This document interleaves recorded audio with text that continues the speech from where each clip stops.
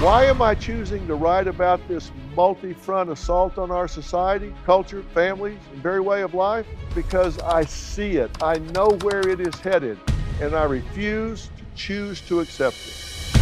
The 10 working principles for a healthy society. How to push back against the social media platforms, how to get your family strong again. You can get it anywhere books are sold on February 27th.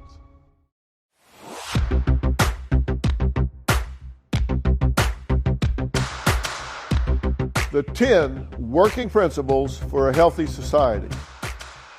You're the only you in the history of the world. And I guess with that, I think comes some responsibility to be the best you that you can be. So if you're not really interested in making change, then you don't need to listen to this right now. Come back to it sometime when you do want to make a change, or tell somebody that does want to make a change to listen to it. But if you want to be a better you, then you do want to listen to this. And I can tell you right now, a simple test to determine whether you're ready for change or not, because there are 4 stages for readiness and change. 4 stages for readiness with regard to change. Stage number 1 is when you're doing it because some authority makes you do it. You get in a fight and you get arrested for disturbing the peace. So you go to court and the court says, well, I'm going to order you into a 12-week anger management program. And you're rolling your eyes saying, oh, yeah, fine. Beats paying a fine. So, okay, I'll go. What's the chance that somebody in that circumstance is going to really improve their temper? Probably not very good. They're not motivated. They don't want to be there. They can go in there and sit there and cross their arms, lean back in their chair for their hour, 12 weeks in a row. They fill the square, check the box, they're out of there. They're not motivated to learn. They're not a sponge soaking up information. They're just there because they were ordered to be. Okay, that's stage number 1. Stage number 2 is when you're doing it to please someone else. It's like your spouse wants you to do something. They want you to get more exercise, or they want you to lose weight, or they want you to be less harsh with your family members or something. And so you agree to it, but you're doing it just to make them happy. You don't really think you have a problem, but you agree to it just to make them happy, to get them off of your back. So again, motivation is missing. You're just doing it to please somebody else. Stage 3 is when your heart's not in it, but at least intellectually you know that you need to do it. You don't want to do it, but at least intellectually you know that you need to do it. There's a big difference between wanting to do it and knowing that you need to do it. Maybe you want to, but you don't want to. You wish you did. You wish your heart was in it. And in your head, you know, yeah, it'd probably be better if I did this differently, but I'm just not right now. That's just not on my list of things to do. So in your head, you know it, but in your heart, you're just not really into it. And then there's stage 4. Nobody makes lasting change until they're in stage 4. Stage 4 is when you are ready mentally and emotionally to make a change. You are motivated at a heart level to make a change. That's when you look in a mirror and say, I'm not taking this from myself for another day, for another hour, for another minute will I accept this from myself. I don't care how hard it is. I don't care how scary it is on the other side of the wall. I'm going through the wall. I am so sick of this. I am so sick of myself. I'm so sick of my excuses. I'm so sick of my reality. I don't care what the risks are. I'm making this change. That's when people make changes. That's when people get off of drugs. That's when people lose weight. That's when people change jobs. That's when people stop venting their temper. That's when people get an education instead of continuing in a dead-end job they don't like. That's when people make whatever change it is in stage 4 of readiness. And you got to ask yourself, am I really ready? Is this a priority to me? Do I approach this with urgency? Am I so sick to death of this? I was talking to a woman not too long ago that said she really, really wanted to lose weight. And I said, yeah, how many diets have you been on in your life? And she said, probably 50. She said, I probably lost 500 pounds, 10 pounds, 50 times. I said, so what's different this time? She said, I am sick to death of it. I'm sick of walking in the room and tugging on my jacket, pulling it down around my hips, pulling it down in the back, pulling it closed in the front. I'm sick to death of walking in a room and trying to get my back against the wall so nobody's looking at me from behind. I'm tired of bending over to try to tie a running shoe, and I'm out of breath because my stomach is pushing up into my lungs and I can't even breathe. I'm sick to death of it. And I said to myself and to her, number 51 just might be your time. You might finally be in stage 4. And I asked her, why should you get to lose weight and somebody else not? She said, I've suffered long enough. I deserve this. I've worked hard and I've failed. I've been criticized. I've hurt. I deserve this. And by God, I'm claiming it. Now, you guys have probably heard me talk about personal truth before. Personal truth is important because what you believe about yourself determines what kind of results you generate in your life. We generate the results in life that we believe we deserve. If we believe that great results, a good job, a healthy body, an athletic figure and build, well-adjusted children, a peaceful marriage, if we believe all of those things are great, but they're for other people, not for me, then you won't have those things. If you believe I'm damaged because I grew up in a chaotic, violent home, and so I'm therefore second class, I'm damaged goods, then you will create that result in your life. You will perpetuate that in your generation because it's what you think you deserve. You generate the results in life you believe you deserve. So you look and you say, what's my background? Who am I? How am I different from other people? And based on that comparison and that judgment you put on yourself, you will generate second-class results because you secretly believe those top-notch results are for other people. Now, you may say different. You say it to other people because you wear a social mask. But if inside you truly believe, yeah, I can talk about it and I can put on an act, but in my quietest moments when I'm alone, I really believe those results are for other people. They're not for me. Then you won't have them. Now, if that's true, how do you change that? Well, if you've got a damaged personal truth, then you have to heal that personal truth. You have to forgive yourself. You have to heal open wounds. And then, this is very important, you have to behave your way to success. Now, some people would say, well, Dr. Phil, that's just a fancy way of saying fake it till you make it. No, it's not, because each behavior you make is authentic. You have to behave your way to success. If you want to be confident, then you need to behave with confidence. You need to act in a confident manner. And you say, well, I'm not really feeling confident, so you're telling me to just act like I am. Well, no, I'm telling you to behave as confident people behave. You say, well, so you're saying fake it. No, I'm saying adapt the behaviors that confident people have. Now, why is that important? Because we make attributions to ourselves about ourselves based on what we observe ourselves do.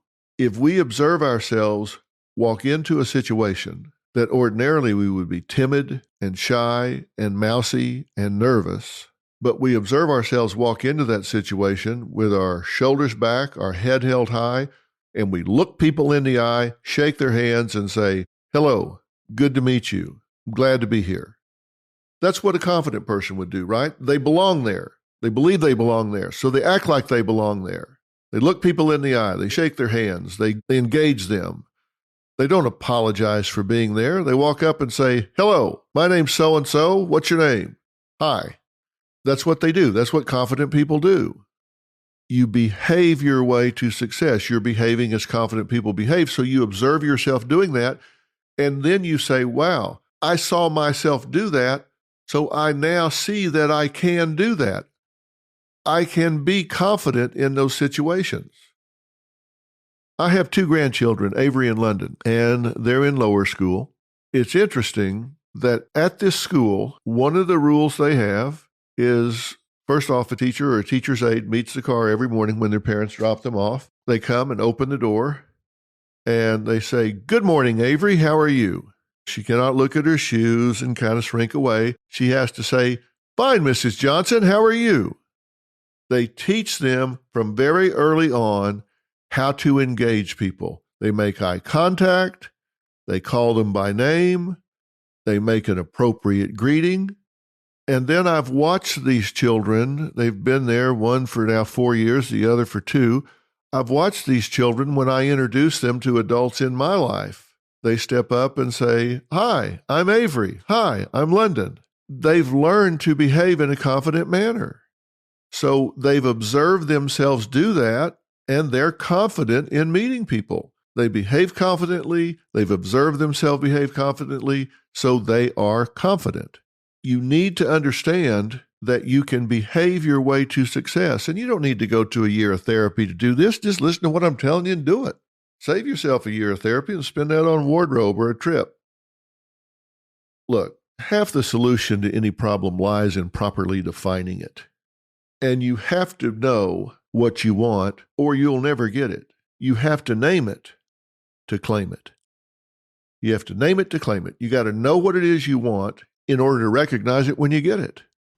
Look, Field of Greens is the healthiest thing I do every day, and I want you on this journey with me. It's literally 1 scoop a day. It tastes great. I like the chocolate flavor. I'm a chocolate nut, and it's completely improved my life. This is the nutrition the way nature intended. Now, what you're going to notice when you take Field of Greens is this: more energy throughout the day, sleeping better throughout the night, helps with your digestion. It makes you feel better and healthier overall. Each organic fruit and vegetable was medically chosen to support heart and vital organ health. I trust Field of Greens to keep me healthy. I promise you're going to love this product. But if for any reason you don't, they'll give you a 100% money back guarantee. What have you got to lose? And I also got you 15% off your first order, plus free rush shipping. You can't beat this deal. You don't like it, you get your money back. Please go to fieldofgreens.com and use promo code SAVAGE. That's fieldofgreens.com, promo code SAVAGE. Fieldofgreens.com, promo code SAVAGE.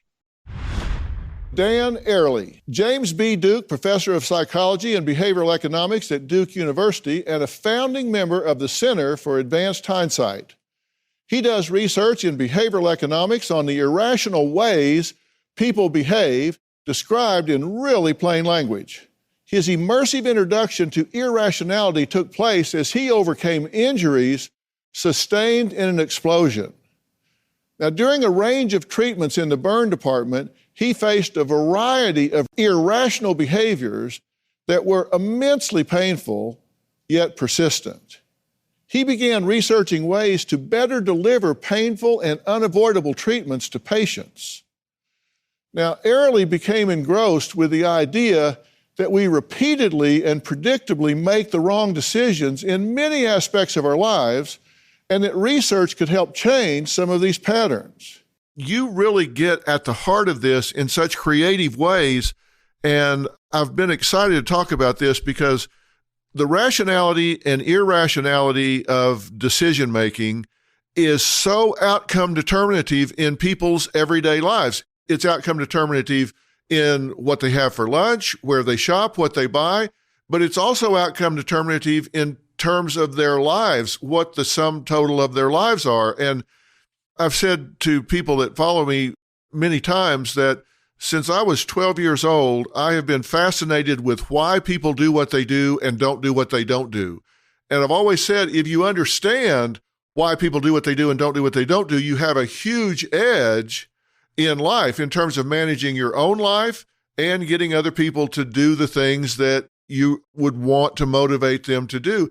You really break that down and get to the heart of it. And I believe that most people think they make decisions when in fact they're having decisions made for them by the advertising machine, the marketing machine, people that make forms. And I really want to get into that and talk about it because you've done such a creative job at breaking it down so people understand it. I don't know, maybe people say, why do you do that? Well, it's just because. It's the way it's always been done. I've talked to people who will do something twice and say, that's just the way we've always done it. You've done it twice. What are you talking about? But they default to a comfort zone because they've done something once, twice, three times, and they have no idea why. It's just that's just the way we've always done it. Why do we accept that? Yeah, so you've basically kind of captured, I think, the basic lesson of social science. And the basic lesson of social science is that when we make decisions, we think they come from us, but they come from the environment. And the thing to understand is that the environment is not really designed to help us make better decisions. So imagine as a metaphor, a person walking down the street. Every coffee shop wants them to buy coffee and a donut. Every app on their phone wants them to spend time on that app right now. Right. So we are walking around, and other things in our environment want our time, our money, and our attention.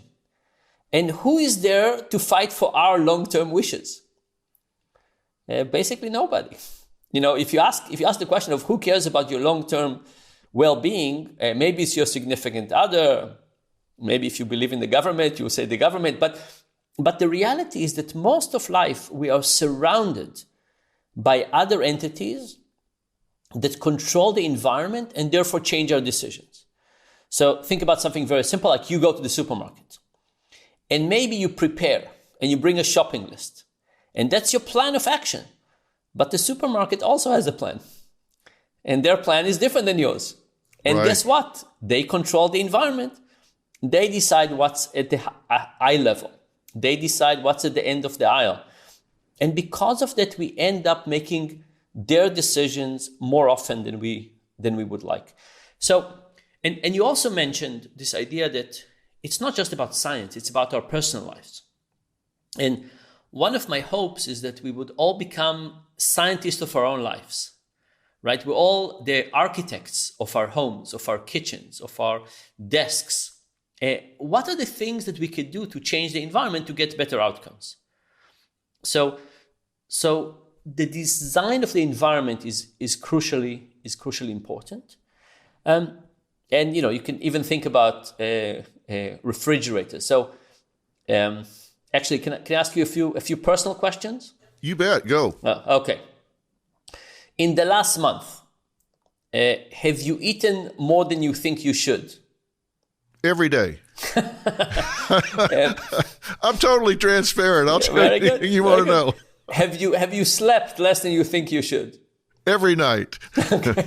We can talk about washing hands every time you leave the bathroom. We can talk about taking medications regularly, having safe sex, all of those things. And the reality is that when we look at those, we should all admit that we fail a lot. Yes. We fail a lot. And there was this very, very sad study that asked the question of how many people, what percentage of Americans die too early because they've made bad decisions.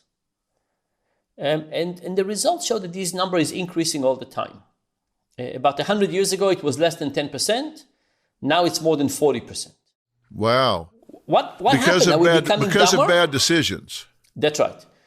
And the question is why? Are we becoming dumber? The answer is no. What is happening is that the environment is becoming better at tempting us. Think about donuts. Donuts are really getting better. And what I mean by getting better is not that they're getting healthier, they're getting more tempting. Right. Facebook is becoming better. Our phones are becoming better at tempting us. Cigarettes, texting while driving. The reality is that the economy around us is an economy of temptation. And we fail a lot. Well, one of the things that I've tried to communicate to people across time, and I'd like you to comment on this, I've said that the reason diets fail, for example, is that willpower is a myth, that it's fueled by emotion and emotions are fickle. So January 1st, we make that New Year's resolution. All right, we're going to lose 20 pounds. We're going to get out there and do all of these things. And so we get a new pair of jogging shoes and we put them on the front porch and the damn things just won't jog. You get out there in the middle of February and they're still just sitting there. And I say, look, it's not willpower. You have to program your environment to support your goal. If you don't want to eat too much, if you don't want to eat the wrong foods, then clean up your environment. Set your environment up to support you when you don't feel like doing it. It's easy to do it when you're all pumped up. The hard time to do it is when you aren't emotionally up for it. That's when you need your environment program to support you. If you woke up every morning 5 miles away from home with your gym shorts and shoes, you'll at least walk home, right? There's no question about it. If you made an appointment to meet a friend, to go for a run, you'll show up and go for a run. It's those things that we need to architect. But I'll tell you something we just learned about willpower that I think is incredibly important. So we did a study on a large group of people with diabetes. And we asked the question of what helps, and some people are better managing their diabetes, their A1C, and some people are worse at this. And we asked the question of what differentiates the people who are better at this from the people who are worse at this. And you could say, is it that they understand diabetes? No. Is it that they understand the side effects? No. Is it that they understand how to measure their blood glucose level? No.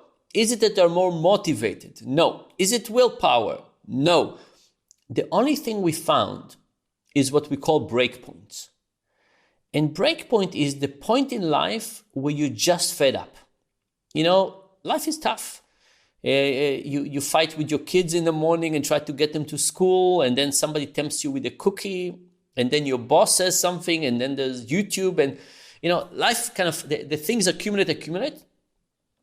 And sometimes we just fed up. And when we're fed up, what's the easiest, cheapest way to get some happiness? Unhealthy food. Right. And we found that that's the cycle of diabetes. And what I think it means is that self-control is not the mechanism for good behavior, as you said, but it is a danger for bad behavior because it's the failure of self-control. And these breakpoints and the time that people are just are miserable and look for quick happiness, those are the things that feed diabetes. And by the way, reaching these breakpoints is faster for people who have diabetes because we all have a busy life and we all have stress. But if you have a regular life plus diabetes, your life is extra stressful. You have to wake up in the morning and measure and run and measure, and you have to eat certain things and don't eat. So the management of life is just much higher. So you're quicker to get to that level of frustration where you want something. So we have to worry about the failures of self-control because this is like, you can diet for a whole week and destroy it in one evening. Right. You know, what I found in working with people on weight control is that they do most of the damage with a very small group of foods in a very concentrated period of time during their week. They have impulse foods and vulnerable times. And if you can get them away from those foods and give them a competing habit for those vulnerable times, something that they're doing that's incompatible with ingesting these foods during those vulnerable times, that you can really help them sustain themselves. But you've got to recognize when are your vulnerable times and what are your most vulnerable foods. And being a type 2 diabetic, I've learned that across time. But I think what I've had the most fascination with is how you get people to recognize when they're not making these decisions for themselves, when they are being made for them. Advertising, for example. When you look at an ad by McDonald's or some of the fast food franchises that are out there, it's interesting to me how little of the time during the ad they spend showing their food and how much of the time during the ad they're showing acceptance, happiness, togetherness, joy, everybody being included in these restaurants. I've never seen one that looked like the one on television, but everybody in there is happy. They're together. They're selling joy, happiness, togetherness, and the food is almost added on to the end. They want you to feel good about the product, and that sells the product. And I don't think people realize that their emotional strings are being pulled to get them to buy the product. It's not just the meat, cheese, and bread that they're selling. That's right. And you know, the part of it that is kind of worrisome is that we imagine that you have two paths to convincing people to do something. One is based on reason and logic, and one is based on emotion. And then you say, which one is the easiest of the two? And it turns out emotion is easier to create.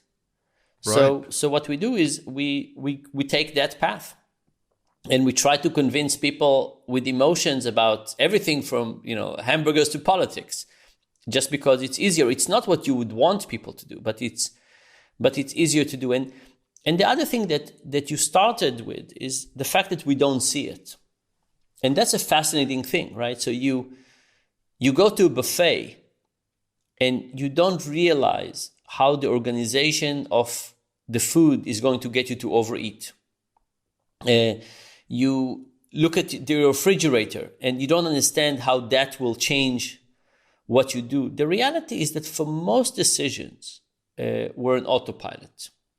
And then for many other decisions, defaults are incredibly important.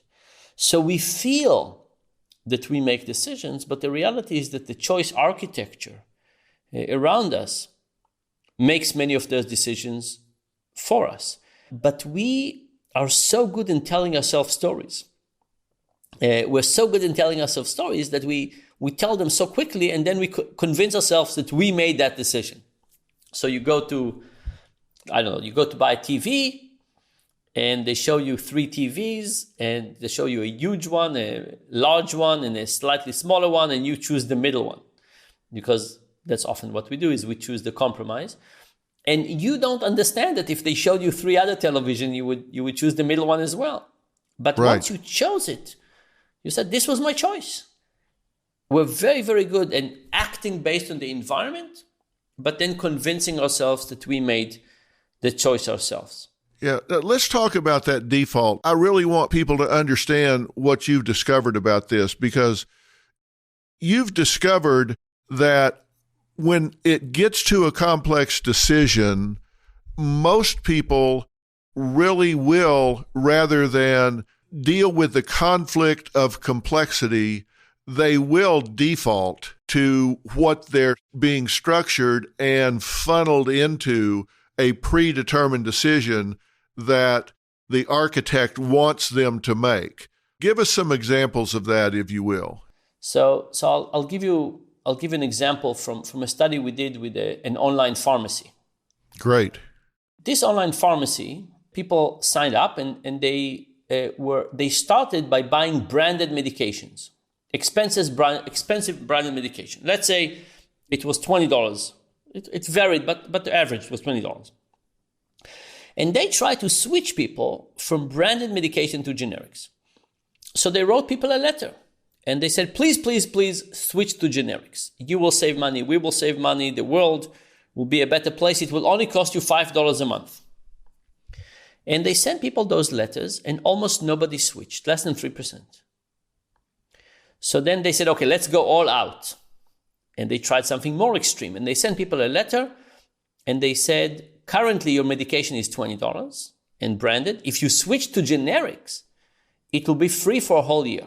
Free for a whole year. Amazing. Free for a whole year. And they expected lots of people to sign up. Only 10% of the people sign up. Really? And at that point, they came to my office. And I told them, maybe it's friction. Maybe it's friction. They said, what do you mean? I said, think about what's happening to your customers. They have one option of doing nothing and stay with branded. And they have another option of doing something, move to generic, but it also involves an action. So this is what we call a confounded design. 2 things are happening at the same time. It is branded versus generic, but it's also doing something versus doing nothing. I said, which one is it? Is it doing something or doing nothing? Or is it branded versus generic? Right? Do people really love branded? Or do people just really hate returning letters? So the first proposal I told them, I said, let's reverse the default. Let's send people the medication in 3 months and tell them, next time we're switching your medication. Next time you're going to get the generics. No need to worry. You don't need to do anything. You'll get generics. If you want to stay with branded, return the letter. That will be to switch the default, right? You're getting generics next time. So it turns out that's illegal. It's illegal to switch medications like this on people. So what the lawyers allowed us to do was to do what we call a forced choice, is to send people a letter and say, you can choose when you return this letter, branded at $20 or generic at $5. But if you don't return the letter, you will not get your medication, will be forced to stop your delivery. So you see, in the original design, people could do nothing. Now they can't do nothing. They have to do something. And more than 80% of the people switched. So what does it mean? Does it mean that people like generic or branded? It means that people hate returning letters. You know, right. This whole equation, the real issue was the resistance to returning the letter. Now, it's not because people are stupid or lazy. It's because people are busy. The reality is that with the internet revolution, we all became much, much more busy. Right? There used to be a bank. You went to the bank teller, they did things. You used to go to book a vacation. You went to a travel agent. In half an hour, you had the hotel and a car and a flight. Now we have to do everything ourselves, and everything takes longer. And people are incredibly busy and stressed for time. So what happened is that the default is becoming more and more powerful because we're stressed for time. We don't have the energy to deal with anything. It seems like a reasonable suggestion, and we just accept it. So that means, that when other people give us offers, we need to think about defaults. But also when we set our own lives, we need to think about what defaults we want to have. Dr. Phil here. Come February 27th, you're going to be able to pick up a book called We've Got Issues. And you know we do. This is a book that says it's going to teach you how to stand strong for America's soul and sanity. And in this book, I set forth 10 principles for saving this society from going off the deep end. 10 principles for protecting your family. 10 principles for giving you what you need to flourish and have the life that you want for yourself and for your children and for your grandchildren. We've taken some wrong turns. We've been letting the loudest voices dictate some of the thinking that has taken us way off course. Well, I'm speaking up and bringing us back to the center of the road. I hope you'll pick this book up, and I hope you'll read it with a real open mind, because I'm pushing back against a lot of what you've been hearing. Somebody had to do it. Might as well be me. February 27th, We've Got Issues. Dr. Dina Mannion is a celebrated doctor of psychology and licensed clinical social worker since 1993, specializing in substance abuse, depression, anxiety, personality disorders, couple counseling, family therapy, and really just a lot of important areas in psychology and human functioning. Is there a point that you believe we should start teaching these kids how to cope with anxiety, depression, stress, cyberbullying, these issues as part of the curriculum in school? Definitely. I mean, I think, cognitive behavioral therapy, even though I practice from an eclectic, point of view, I believe that cognitive behavioral therapy is the most researched therapy. It's probably the easiest to understand and to put into practice because it's very, systematic in terms of how it works. But to change your thinking about something and not just act on your feeling, but to actually check it, make sure that it's not distorted in some way, hear what some other, possibilities are, and start to really look at, is this just me and the way that I feel? Is this something that, like you said, is something that needs to be pursued and dealt with? And I think that we just need to teach our children how to gain skills to cope with adversity, prejudice, bullying, all of these things, being offended, and that it doesn't make it right, but it teaches them how to cope with it, whether that's making the complaint or whether that's dealing with it, onto themselves, or whether it's addressing it or whatever it is. I think to give them some skills other than just call somebody out on social media and try to get them canceled. I had the opportunity to testify before a bipartisan committee of Congress on the reauthorization of the Elementary and Secondary Education Act. And it was dealing with, or how to deal with, cyberbullying. One of the things that I heard the administration say is that this is not our job. Our job is to educate these kids at school because cyberbullying is taking place off campus, not on campus. So that's not our job. That's the job of the parent. I said, you need to make it your job because you have access to these kids 40% of their waking hours. Most of these relationships are formed at school, and there was a time when you could leave school and leave the bully behind. The bullying took place on the bus dock, it took place behind the gym, it took place in the cafeteria, and when the student went home, they were safe. Now, the cyberbully can follow them home, and the parent thinks they're back there in their bedroom doing their homework when in fact they're on some chat group or whatever from school with people saying, we hate you, you're ugly, kill yourself.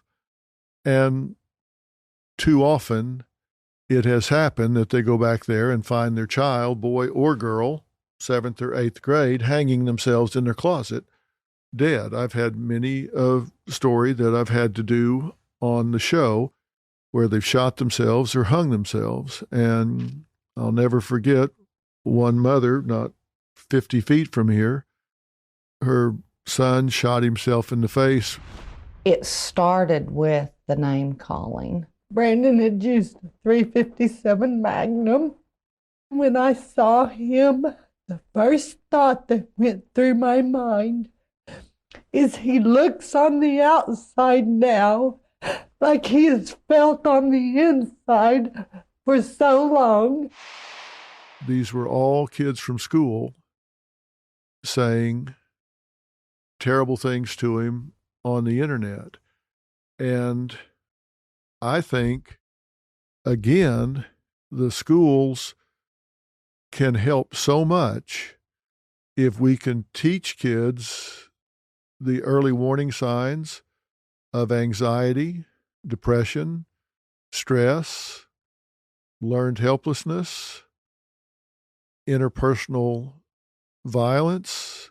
You get these kids in 7th or 8th grade and they get in these relationships and think, oh my God, I'm loved so much because he's calling me 50 times an hour. They don't realize this is early warning signs of abuse here. You need to spot this and recognize it, and how to deal with a bully, how to defuse a bullying situation, bystander responsibilities when there are bullying situations, how to cope with these things. And it's not going to happen in the schools until you put the money behind it so it becomes part of the curriculum. You got to set aside 20 minutes a day, 30 minutes a day, 3 days a week or something like that to teach them the basic tenets of recognizing these red flags and what to do about it when they see it. And cognitive behavioral therapy, to me, seems like a very understandable intervention, short-term intervention strategy that will work with kids at virtually any age. I agree. I also think that, what you just talked about is so important because it also identifies, if you have it out there in the schools, it identifies for teachers and administrators what the problems are, right? Because so much of this is in secret and without their knowledge. And so kids want to vent, they want to talk about things. And I know when I was a social worker in school, in a school setting, public school, I would have, a lot of kids come to my office and have lunch with me, and we would just sit and chat. And I would find out a lot in that hour lunch period about what was going on. But I was only one person, and I was a social worker at the time and a minority in the school. And, they don't want to hear the problems. They don't really want to hear it. So I think if universally we did this in schools and it was just part of the curriculum, that would be amazing. Yeah, if they can just teach kids just some of the basic tenets of cognitive behavior therapy, how to reframe their internal dialogue. Don't assume you can read the minds of the person that you're dealing with. Don't assume that you can predict the future. Don't catastrophize. Don't label. Don't discount positives about yourself. Learn to accept compliments from other people. Stop negative filtering. All of these things, and teach them the 4 criteria for a rational thought so they can test their thinking if they don't have the wherewithal to go talk to somebody. All the different things can make a huge difference. And we don't know when our thoughts are distorted either. No, so not unless you test them. Yeah, exactly. Get them, if nothing else, to stop playing the what if game and realize, let's live in the moment and get through. There are so many important things they can teach them. I think if we would start doing some of these things instead of coddling these kids, I think we would have a much better chance of preparing them for life and them succeeding. But that's not going to happen unless you put money and time behind it. And they did some of that in the last reauthorization after we had the hearings, but that was at elementary and secondary level. We'll see how much difference it makes. But now the pendulum seems to have swung the other way. So I think I speak for Dina Mannion as well as myself. We're not here to discount anybody's experience in any way, in anything. There are legitimate traumas, no question about it. We're not saying that. There are triggers that people can walk right into and have a genuine bad response. We're just saying that trigger's gotten to be a hair trigger. And real trauma is being lost in hypersensitivity with so many things that are being labeled as traumatic that really don't qualify as trauma. And if everybody can complain about anything that makes them even moderately uncomfortable, rather than learning to deal with that discomfort so they can take it in stride, they're going to have a rough ride when they get out of college, and college should prepare people to deal with the real world. Dr. Corey Yeager is an NBA psychotherapist and author of a great book called How Am I Doing? 40 Conversations to Have with Yourself. I've read it cover to cover, and I'm going to talk about not all 40 of these conversations because I want you to buy the book and read it. You don't just need to read it, you need to use it, but we're going to talk about that today. Dr. Yeager is a licensed marriage and family therapist. He's been focusing his therapeutic practice primarily serving the African American community. But what he has to say, his wisdom, cuts across all socioeconomic stratas, all races, colors, creeds, doesn't matter. In your book, How Am I Doing?, you pose 40 questions for people to ask themselves. And I love question number 1 and question number 9 in particular.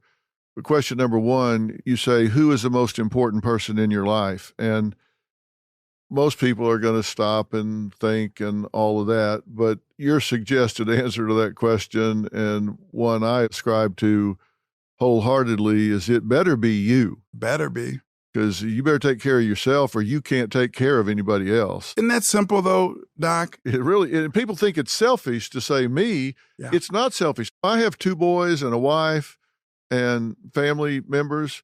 I can't take care of anybody if I don't take care of myself. If I let myself become emotionally bankrupt, physically bankrupt, or just drop dead from stress, I have to take care of myself so I can take care of others. And that's what you're saying. And I said I like question 9 coupled with it, because you say, how much time do you spend looking at yourself in the mirror? Mm-hmm. You got to look at yourself in the eye and be honest about who you are and what you're doing. You have to take stock, and the book is really about that. Taking stock on not only who I am, but what was the journey that got me to where I am? And then once I can take stock on that, I can seek to understand where I'm headed, where I want to be. On that first question, who's the most important person in your life? To your point, it should easily be answered by I am. But we do see that as being selfish. We see that as being putting myself first, and we're taught almost innately at a young age that we should put all these other people first. Well, if I do that, where do I come in? Do I come 7th on the list, 12th? Coupled with that question 9 of the aspects of really kind of, once you can get to know yourself, how do you maneuver that and utilize that framework and that understanding in such a way that you draw benefit and those around you draw benefit? I think that juxtaposition, Doc, of if I'm taking care of myself, they say it on the airplane, if the cabin pressure gets low, the mask is going to drop. What do they instruct you to do if you're traveling with an infant or a young person? Put yours on first. Well, why would you do that? Because if I have a young child beside me and I'm fumbling and mumbling trying to get theirs on and we both pass out, now we're in trouble. So put your mask on. In life, put your mask on first. Get yourself right. And then you can help that person. Because I believe, Doc, that in life we have a glass. And the job is to fill the glass, fill my glass first. And once my glass is full, everything that is left is for everyone else. They can have it all. But I should first fill my glass, because too often we're running around this world pouring everyone else's glasses full, and we have just a thimble full of water in ours. So I'm asking people to fill their glasses. Yeah, that's the only sustainable model. And I hate that we've taught people that it's selfish for self-preservation. And I really try and teach people to test their thoughts for their rationality. I try to say there are just 4 simple things. I'd love for young men to write this down on a card or put it in their phone or whatever and keep it handy. When you have a thought, ask yourself, first off, is it based in fact? Because we tell ourselves things all the time and they're based on feelings. I have people tell me all the time, and somebody tell me today, well, I feel like, and I wasn't trying to be rude, but I said, I don't care how you feel. I barely care how I feel. Yes. What I care is what is. Yes. It's kind of like people saying, I'm going to go to the store and get what we need. I was, well, no, wait a minute. There's what you want, there's what you need, and then there's what you can afford. Yes. It really doesn't matter if you need a coat. What matters is, can you afford to get a coat? Yeah. When you grow up poor, that's you learn the difference between what you need and what you can afford. We got to get people to start dealing with the facts again. Yes. And people don't deal with the facts enough. Well, and I think one of the struggles as well, Doc, is what we'll do is we'll tell ourselves a number of untruths. And if you tell yourself this untruth long enough, it becomes a reality for you. So how can we check ourselves about those untruths that we're lying to ourselves about? So one way, and I talk about in the book, and you referenced it, getting in the mirror of your life. Yeah. Taking the time. And I think we avoid the mirror, Doctor, because the man or woman that peers back at us in the mirror knows all, knows every aspect of us, that I can BS you and everyone around.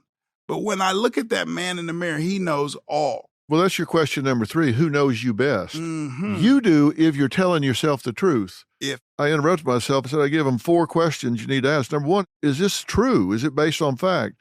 Number 2, is it in my best interest?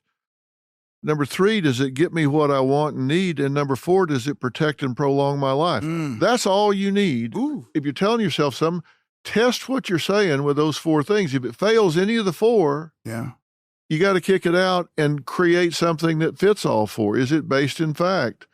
Does it give me what I want and need? Does it protect and prolong my life? Those are the things you need to be looking at. A game changer for me that I heard you say many years ago, and I use it daily, is that what we do in life is we teach others how to treat us. Oh, isn't it the truth? Right? I mean, good, bad, or indifferent, we teach people how to treat us.